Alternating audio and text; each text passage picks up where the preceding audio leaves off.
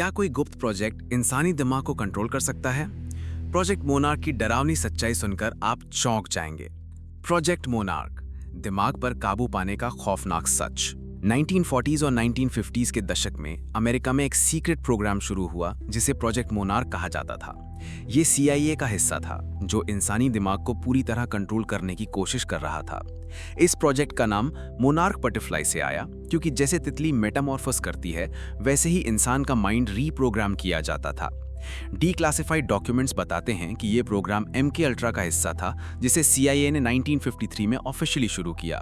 इसका मकसद था ट्रॉमा के जरिए इंसान का दिमाग तोड़ना और उसे एक लिविंग रोबोट में बदलना।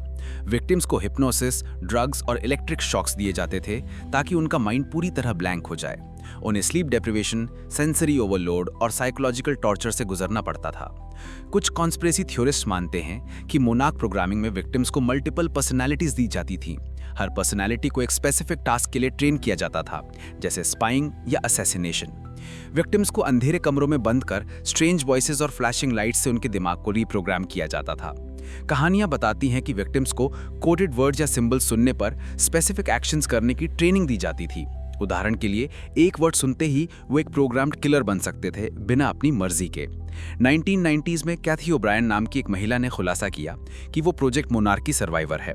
उसने बताया कि कैसे उसे एक स्लेव के रूप में प्रोग्राम किया गया। कॉन्स्पिरेसी थ्योरिस्ट का दावा है कि हॉलीवुड और म्यूजिक इंडस्ट्री में कई सेलिब्रिटीज मोनार्क विक्टिम्स थे। उनके म्यूजिक वीडियोस में बटरफ्लाइज, मिरर्स और केजेस जैसे सिंबल्स को इसका प्रूफ माना जाता है। 2014 में FBI ने MK अल्ट्रा से जुड़े कुछ डॉक्यूमेंट्स रिलीज किए, लेकिन 90% फाइल्स को नष्ट कर दिया गया।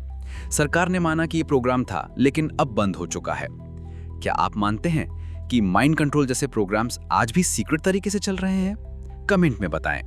लाइक करें, शेयर करें और डार्क वर्ड्स AI को सब्सक्राइब करें, क्योंकि हम लाते हैं वो सच जो डरावने हो सकते हैं।